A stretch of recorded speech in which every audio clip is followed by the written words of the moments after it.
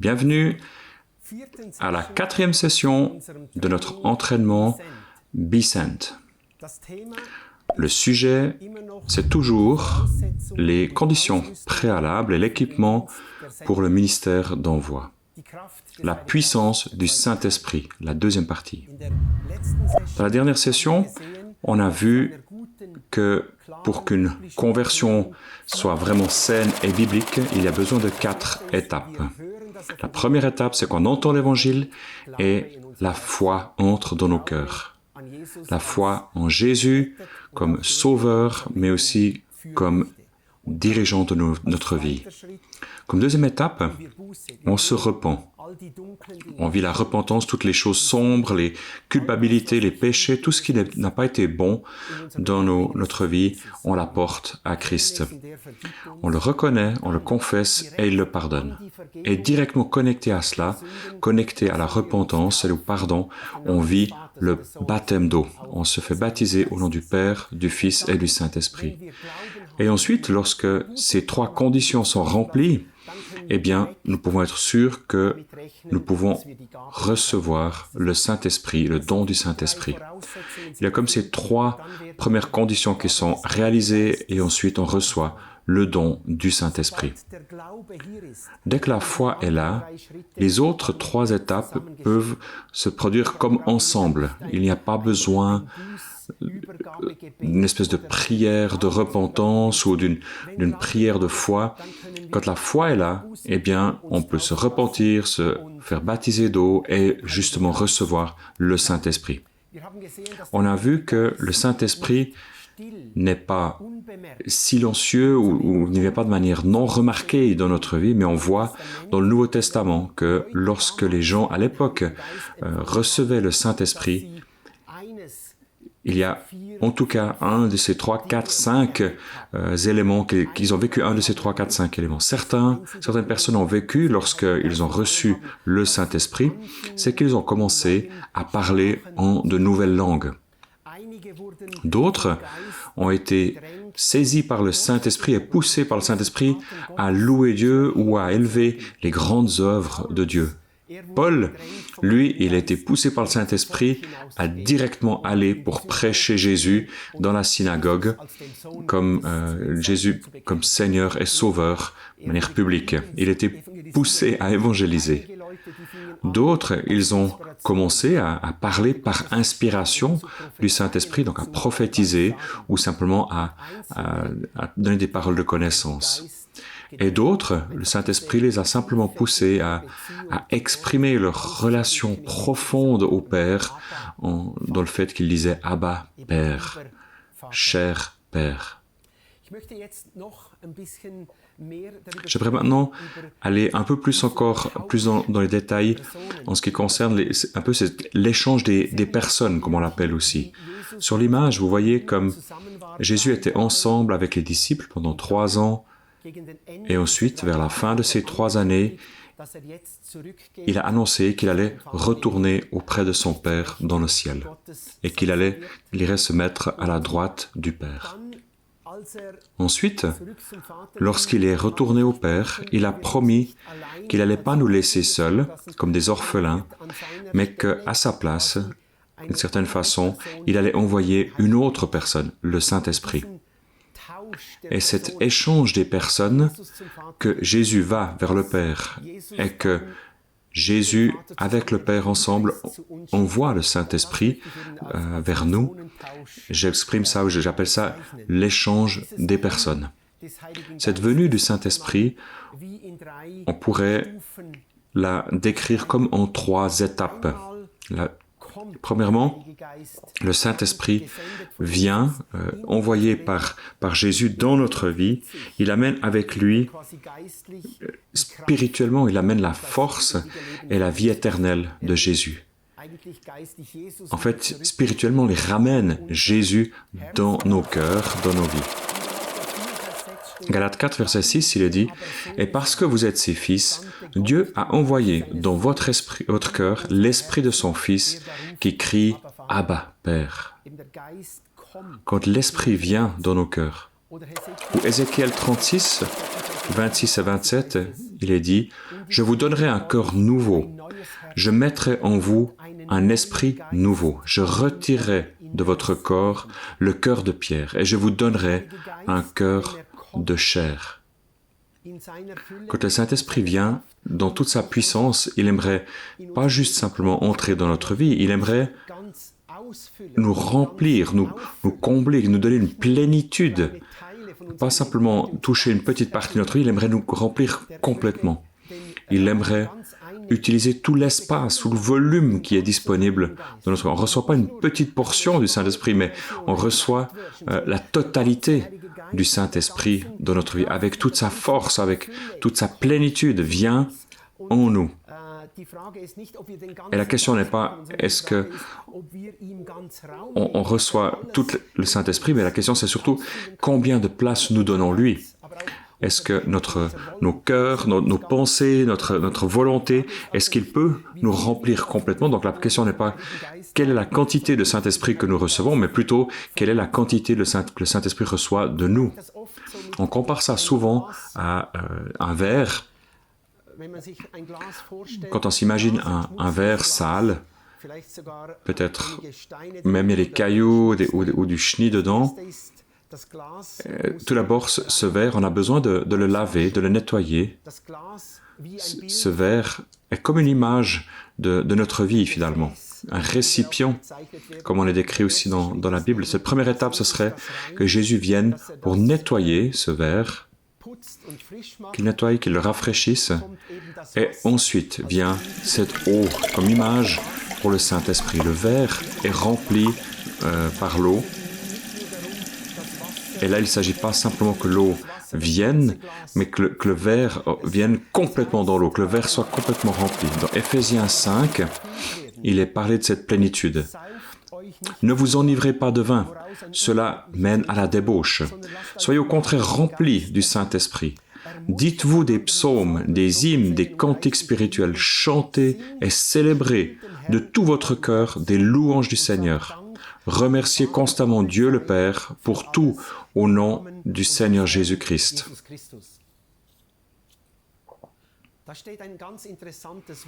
Il y a un mot très intéressant dans le texte original de la Bible. Il est dit « Laissez-vous constamment, encore et encore, chaque jour, encore à nouveau, laissez-vous remplir en permanence par le Saint-Esprit. » Après, une comparaison qui est faite. Ne vous enivrez pas de vin. C'est les alcooliques qui le font. Les alcooliques, ils ont ce besoin constamment de boire de l'alcool. Le matin, lorsqu'ils se lèvent, première chose, c'est l'alcool, boire. À midi, pas forcément manger, mais de l'alcool. Le soir, jusqu'à ce que certains tombent ivres dans le lit, l'alcool. Tout leur être est orienté, polarisé sur l'alcool. Comment puis-je avoir suffisamment d'alcool? Et Paul utilise exactement cette image en disant on ne doit pas être des alcooliques au sens de l'alcool du terme, mais qu'on soit des alcooliques de l'esprit, des esprioliques, qu'on puisse s'étendre vers lui pour recevoir à nouveau et encore le Saint-Esprit. Que le matin, notre première pensée, ce soit que le Saint-Esprit nous remplisse. Qu'à midi, on se laisse encore remplir par le Saint-Esprit, que le soir, avant de s'endormir, qu'on soit encore une fois rempli par le Saint-Esprit. Et quand on est rempli par le Saint-Esprit, alors le Saint-Esprit va pas juste rester en nous, mais il va, au travers de nous, il va couler vers les gens avec lesquels nous sommes en route, vers les non-atteints, vers les perdus, vers les personnes dans la communauté. Il y aura un débordement, un écoulement du Saint-Esprit, pas simplement être rempli pour nous, mais on est appelé à déborder du Saint-Esprit. Il y a un magnifique passage dans Jean 7 qui parle de cela, 37 à 39. Le dernier jour, le grand jour de la fête, Jésus, debout, s'écria Si quelqu'un a soif, qu'il vienne à moi et qu'il boive. Celui qui croit en moi, des fleuves d'eau vive couleront de lui, comme l'a dit l'Écriture. Il dit cela à propos de l'Esprit que devaient recevoir ceux qui croiraient en lui. En effet, l'Esprit n'avait pas encore été donné parce que Jésus n'avait pas encore été élevé dans sa gloire. C'est une image puissante du Saint-Esprit. Nous recevons le Saint-Esprit, nous buvons le Saint-Esprit, cette eau vivante que Jésus donne, et cette eau en nous, elle devient source. Il y a une transformation de ce Saint-Esprit en nous comme une source, et finalement, ça commence à couler de nous, de notre corps. Il y a ces flots d'eau vive qui sortent. Et il est dit dans la Bible, lorsque vous recevez le Saint-Esprit vraiment, lorsque le Saint-Esprit vient, une source en vous, et alors des fleuves, des immenses, des grands fleuves massifs de bénédiction, de puissance et de vie vont couler de nos vies vers les gens. Le débordement du Saint-Esprit, c'est la norme, en fait, c'est la mesure normale de l'Esprit de notre vie. Ce n'est pas tellement la question quelle quantité nous recevons, nous expérimentons pour nous, pour notre propre vie, mais la question déterminante, c'est combien du Saint-Esprit peut couler finalement de nous comme une bénédiction pour l'humanité autour de nous. C'est à cela, finalement, qu'on peut mesurer le niveau de Saint-Esprit ou d'Esprit qui est en nous, c'est combien de cet Esprit peut couler vers les autres personnes. Dans Jean 4, verset 14, Jésus reprend cette image lorsqu'il dit « En revanche, celui qui boira de l'eau que je lui donnerai n'aura plus jamais soif, et l'eau que je lui donnerai deviendra en lui une source d'eau qui jaillira jusque dans l'éternité. »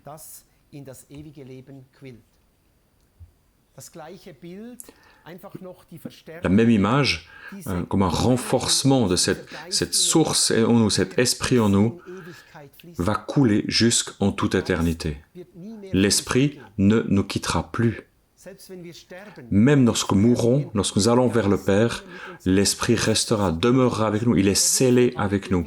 Pour toute éternité, il sera en nous. C'est pourquoi c'est bon que nous puissions déjà maintenant le rencontrer, et bien le rencontrer et faire connaissance avec lui, et de développer cette communion avec le Saint-Esprit, et qu'il puisse avoir un rôle central en nous. Mais il va rester, même lorsque nous mourrons. J'ai dessiné cette image pour exprimer ça avec le corps humain, pour montrer ce qui se passe lorsque le Saint-Esprit vient dans notre vie. Lorsque le Saint-Esprit vient dans notre cœur, dans notre vie, il ne vient pas les mains vides. Il apporte Jésus à nous. Il ramène Jésus à nous sous forme spirituelle. Le Saint-Esprit vient, en fait, c'est Jésus qui vient au travers du Saint-Esprit et la puissance de Jésus vient directement en nous. Et en nous, ça ouvre comme une espèce de source. Et cette source, elle augmente, elle coule de nous. Il est dit que le premier élément, c'est la venue du Saint-Esprit. Il apporte la vie et la force de Jésus. Et ensuite, il y a cette plénitude du Saint-Esprit qui est là. On lit que le Saint-Esprit, lorsqu'il vient, en nous, il agit aussi en nous. Il apporte le fruit de l'Esprit. Il transforme notre caractère. Il nous construit, il nous transforme à l'image de Christ. Et il apporte aussi des dons. Les dons de l'Esprit sont aussi déposés dans nos vies. Galates 5, 22 et 23, il est dit « Mais le fruit de l'Esprit, c'est l'amour. » Ou le fruit de l'Esprit, c'est l'amour, la joie, la paix, la patience, la bonté, la bienveillance, la foi, la douceur, la maîtrise de soi. Contre de telles attitudes, il n'y a pas de loi. C'est toutes ces choses que le Saint-Esprit amène lorsqu'il vient dans notre cœur. Mais il amène aussi des dons. Et avec ces dons, on peut aussi servir. On peut servir le corps de Christ. On peut servir les autres chrétiens, on peut servir les non-croyants aussi. Dans 1 Corinthiens 12, 7 à 17, il est dit « Or, à chacun, la manifestation de l'Esprit est donnée pour le bien de tous. En effet, à l'un est donné par l'Esprit une parole de sagesse, à un autre une parole de connaissance, selon le même Esprit, à un autre la foi par le même Esprit, à un autre des dons de guérison par le même Esprit, et à un autre la possibilité de faire des miracles, et à un autre la prophétie, et à un autre le discernement des esprits, à un autre diverses langues, à un autre l'interprétation des langues.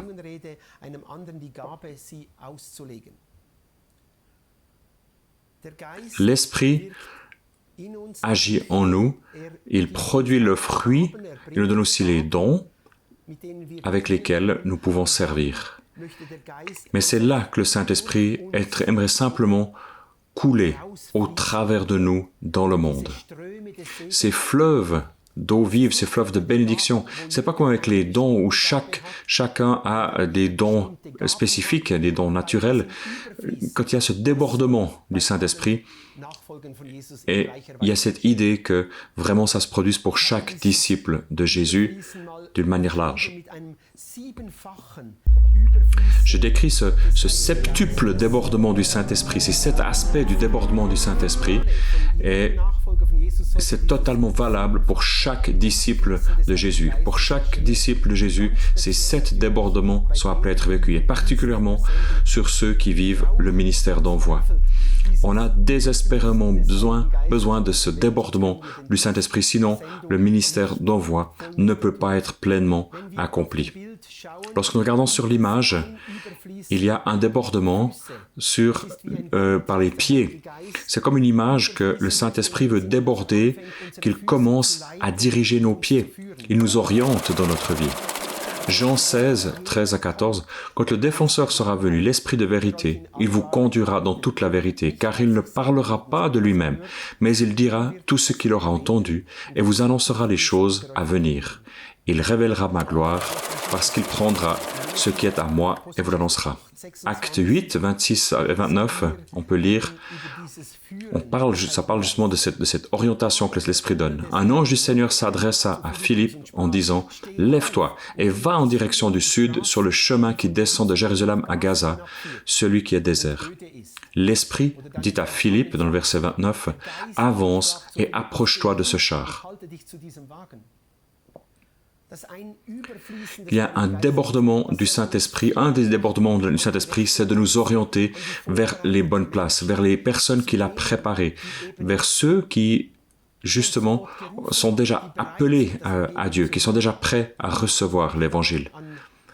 Je pense à l'exemple de Andy et Mathias, 2 amis, qui ensemble sont simplement allés dans la ville pour voir où sommes-nous appelés, à qui est-ce qu'on est appelé à partager l'Évangile. Et ils ont trouvé une maison et ils ont comme senti, le Saint-Esprit ils ont senti que le Saint-Esprit les avait amenés là-bas. À l'entrée de cette maison, ils ont regardé les noms et ils ont fait une photo des boîtes aux lettres avec tous les noms des gens qui habitaient dans cette grande maison. Et ils ont prié pour chacune de ces personnes parce qu'ils sentaient que le Saint-Esprit les avait poussés à aller là-bas.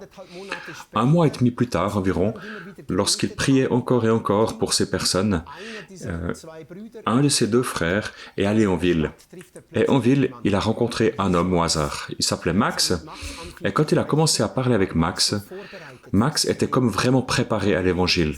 Et il voulait savoir davantage sur l'Évangile. Est-ce qu'on pourrait pas se rencontrer chez moi pour continuer à étudier la parole de Dieu, pour que mon épouse et ma famille puissent aussi être de la partie? Et quand ils ont demandé où Max habitait, eh bien, il a donné exactement l'adresse de cette maison pour laquelle ils ont prié.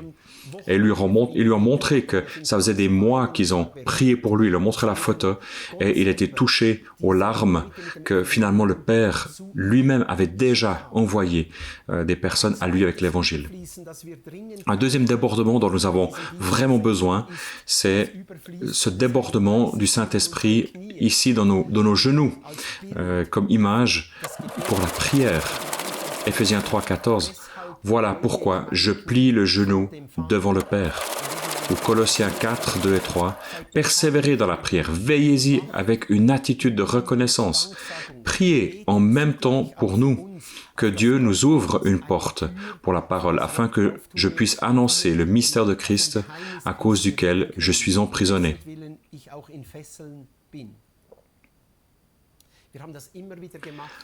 On fait ça encore et encore lorsque nous allons vers les non-atteints, que nous prenons d'abord un temps dans la prière. On va en parler encore davantage par la suite de cette importance que l'Évangile puisse être apporté sur la base vraiment de la prière. Et le Saint-Esprit va nous guider, il va nous inspirer pour prier de la bonne direction. Je pense à une visite que nous avons fait, une femme qui est venue en visite chez nous, et on lui a dit, mais prenons simplement un temps pour prier pour la moisson. Et on a ouvert une carte de notre région, et on a commencé à prier pour notre région. Seigneur, où veux-tu que nous puissions amener l'Évangile? Et soudainement, le Seigneur a donné comme un mot. Il a dit, depuis votre porte de maison, prenez 20 kilomètres. Et là-bas, dans cette distance de 20 kilomètres, il y a un village, et c'est dans ce village que vous êtes envoyés. Et j'ai regardé qu'un compas sur cette carte, et on a fait un cercle. Il y avait juste un village, et le Seigneur avait dit que ce village commence avec un R. Et on est allé à Reinach, dans ce village, et directement on a trouvé des personnes qui avaient les cœurs ouverts, et le Père a vraiment fait des miracles incroyables. Une église de maison a tout de suite commencé, et une église de maison a commencé suite à cette église de maison, etc. Donc il y a vraiment le royaume qui a pu avancer dans ce contexte. Un autre débordement du Saint-Esprit, qui déborde de notre vie par le Saint-Esprit, c'est l'imposition des mains pour recevoir le Saint-Esprit. Que nous puissions imposer les mains à des personnes pour que d'autres aussi reçoivent le Saint-Esprit ou soient guéris ou se guérissent intérieurement. Actes des Apôtres 19, verset 6, il est dit « Lorsque Paul posa les mains sur eux, le Saint-Esprit vint sur eux et ils se mirent à parler en langue et à prophétiser. » Ou Actes des Apôtres 28, verset 8, le père de Publius était alors retenu au lit par la fièvre et la dysenterie. Paul s'est rendu vers lui, a prié, posé les mains sur lui et l'a guéri. Lorsque nous allons rencontrer des personnes à qui nous pouvons imposer les mains parce qu'ils sont malades et parce que le Seigneur a dit « Posez vos mains sur les malades et les choses vont s'améliorer ». Je me rappelle une fois lorsque nous étions dans une ville, il y avait des personnes et nous avons prié pour ces personnes. Il y a une maman qui est venue apporter son enfant et elle a montré son enfant qu'il y avait un problème à l'œil et elle a demandé est-ce que vous pourriez prier pour cet œil. On a prié et lorsque la mère et l'enfant sont partis, eh bien le lendemain elles sont revenues, elle était hors d'elle. Elle a dit cet enfant a une maladie, un décalage dans l'œil et c'est quelque chose qui est incurable. Dans l'histoire de l'humanité, il n'y en a jamais encore eu de guérison de cette maladie-là. Elle est vraiment incurable. Et maintenant, lorsque vous avez imposé les mains sur mon enfant, il était complètement guéri. Elle est allée voir le médecin, un homme qui n'était pas croyant. L'homme a dit, ça fait 65 ans, j'ai 65 ans, je n'ai encore jamais vu quelque chose comme ça. Avec mon propre argent, tous les malades qui ont cette maladie, j'aimerais les faire venir ici avec les avions, si vous êtes d'accord de leur imposer les mains pour les guérir. C'était un miracle tellement puissant, une première guérison d'une maladie qui était considérée comme incurable. On a besoin de cette puissance, de cette force qui coule de nos vies. Un prochain débordement, un quatrième débordement du Saint-Esprit de notre vie, de notre corps, on pourrait le décrire par faire le bien. Que le Saint-Esprit est quasiment coule au travers de nos mains et nous faisons des choses de manière inspirée, des choses qui sont bonnes, des œuvres bonnes pour les hommes. Matthieu 5, 16. Que, de la même manière, votre lumière brille devant les hommes, afin qu'ils voient votre belle manière d'agir, et qu'ainsi, ils célèbrent la gloire de votre Père céleste. Un homme qui a vécu cet entraînement que nous sommes justement en train de faire ensemble, il venait du Népal, il s'appelait Bhakta,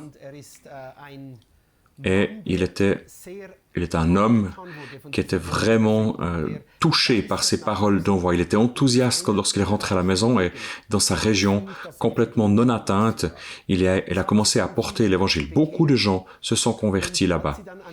Et un jour, lorsque le matin, vers 10h30, lorsqu'ils étaient sur les champs, ils ont quitté leur maison, ils sont allés dans un champ, dans une cabane de bambou. Et lorsqu'ils ont commencé à louer Dieu, il y a ce terrible tremblement de terre qui est venu et toutes les maisons ont été détruites, mais en fait, aucun des disciples n'a été blessé parce que justement, ils étaient en dehors de leur maison. Et il a commencé ensuite à reconstruire et d'aider les personnes auxquelles les maisons ont été démolies. Et c'était inspiré par le Saint-Esprit. Il n'a pas simplement aidé les croyants qui ont eu des difficultés au travers de ce tremblement de terre, mais il a aussi aidé des non-croyants, des personnes non converties. Il les a aidés en leur faisant du bien. Ils étaient vraiment reconnaissants, mais une dame, elle était très critique parce que elle avait l'impression qu'on aurait eu besoin de donner encore plus d'aide. Elle avait l'impression d'avoir été négligée, elle n'a pas été considérée comme les autres. Elle est devenue comme une ennemie de Bhakta. Elle a commencé à le haïr, à le déranger, à le persécuter. Elle a même décidé de le tuer, tellement elle était prisonnière de la haine. Elle a dû fuir et partir dans les souterrains. Et cette femme a soudainement reçu une maladie qui n'était pas curable, pas guérissable. Elle était à l'hôpital, elle n'a pas été guérie, elle est chez les magiciens guérisseurs, elle n'a pas eu de guérison. Et lorsque plus rien n'aidait, elle s'est rappelée de cet homme de Dieu qui faisait le bien, même si elle pensait que c'était insuffisant à ce moment-là. Elle s'est humiliée et elle a prié de venir et prier pour lui pour que le Seigneur puisse la guérir. Il a imposé ses mains sur elle, elle était instantanément guérie, elle s'est laissée baptiser, elle est devenue disciple de Jésus. Le Saint-Esprit aimerait couler au travers de nos mains, pas juste la guérison, mais aussi simplement de faire le bien. Un cinquième débordement, un cinquième canal par lequel les flots du Saint-Esprit coulent, c'est de parler de manière inspirée. Dans Luc 12, il est dit « En effet, le Saint-Esprit vous enseignera au moment même ce qu'il faudra dire. » Matthieu 10, 20 « En effet, ce n'est pas vous qui parlerez, c'est l'Esprit de votre Père qui parlera en vous. »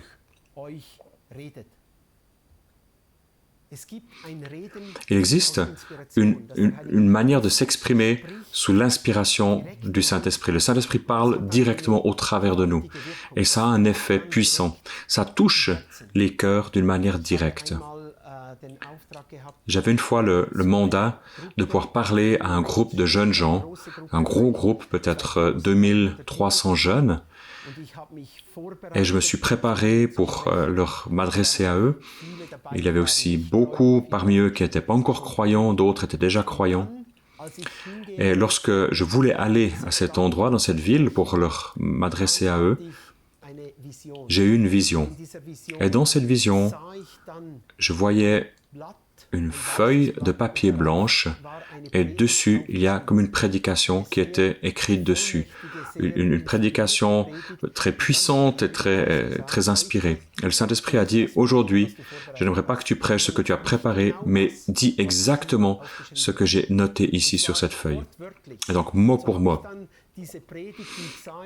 Alors, j'ai noté cette prédication que j'ai vue dans cette vision, mot pour mot, et je suis allé, et cette prédication, c'était vraiment un sermon puissant pour ces jeunes de ne pas rater leur vocation, mais vraiment de devenir une génération choisie des porteurs de la lumière de l'Évangile pour les ténèbres. Et à la fin, il y a eu un appel à la repentance et à la conversion. Et cet appel était tellement puissant que parmi ces 2300 jeunes, peut-être encore 20 personnes sont encore restées debout, mais tous les autres sont tombés à genoux. Ils ont été libérés. Il y a des esprits qui ont été chassés, qui ont été libérés à ce moment-là, parce qu'il y a une présence saturée du Saint-Esprit dans cet endroit. Quand le Saint-Esprit veut couler au travers de nos vies, dans nos paroles et toucher les cœurs des gens. Un autre débordement, le 6e débordement, c'est d'entendre la voix du berger. Le Saint-Esprit coule par nos oreilles pour entendre finalement la voix du berger. C'est une forme de débordement aussi. Jean 10, 27. « Mes brebis écoutent ma voix. Ils les connaissent et ils me suivent. » Ou Jean 10, verset 16. « J'ai encore d'autres brebis qui ne sont pas dans cet enclos. Celles-là aussi, il faut que je les amène. Elles écouteront ma voix, et il y aura un seul troupeau, un seul berger. » Le Saint-Esprit traverse aussi nos oreilles pour que nos oreilles entendent ce que Dieu aimerait dire. Dieu parle encore et encore, d'une manière ou d'une autre, il est dit dans Job. Mais souvent nous ne l'entendons pas. Mais quand le Saint-Esprit ouvre nos oreilles, et alors nous entendons la voix de Dieu et aussi pour agir, servir en conséquence. Une fois, lorsque ma femme et moi-même avons décidé de prendre un temps de jeûne, pendant 3 semaines, on n'a pas mangé, et après ces 3 semaines, je suis allé faire une marche de prière, et tout d'un coup, très clairement, j'entends la voix de Dieu, du Saint-Esprit, qui me parle. Le Saint-Esprit me disait, et maintenant, il faut que tu arrêtes de travailler dans cet endroit où tu habites, mais il faut que tu prennes tes affaires et que tu ailles à un nouvel endroit que je vais te montrer, et là, tu construiras le royaume de Dieu et tu conduiras un mouvement dans cet endroit, tu annonceras l'évangile. Et nous sommes allés à cet endroit, et effectivement, il y a une confirmation de cette parole que le Saint-Esprit avait dit. Les paroles, personnes se sont converties, des gens ont implanté des églises, ces églises ont implanté des nouvelles églises de maison, et il y a comme un mouvement qui s'est produit là.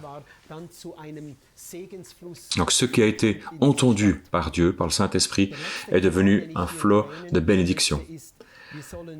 Le dernier canal, c'est que nous sommes appelés à voir ce que le Père accomplit, que nos yeux deviennent aussi un canal, finalement, de débordement du Saint-Esprit, pour voir où Dieu est déjà en train d'agir, où il est déjà en train d'attirer des personnes à lui.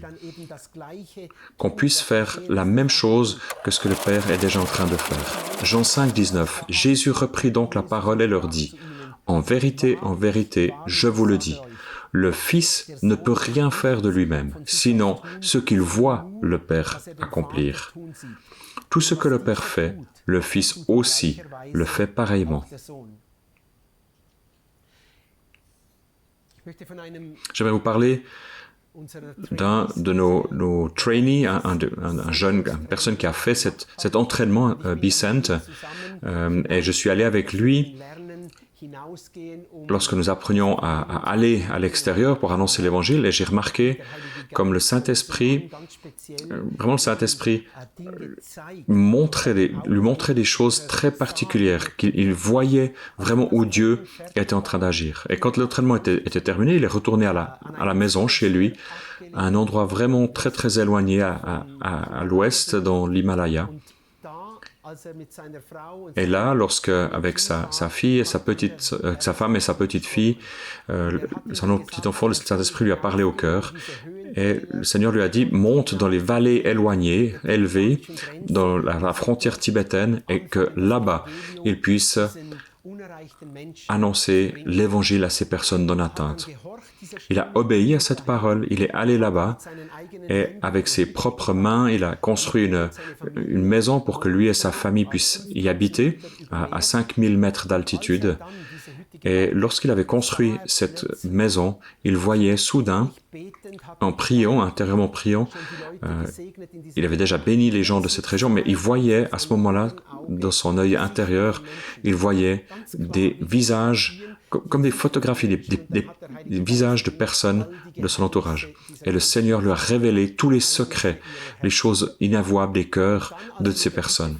Et lorsqu'il a terminé la cabane, sa maison, il est allé dans ce village.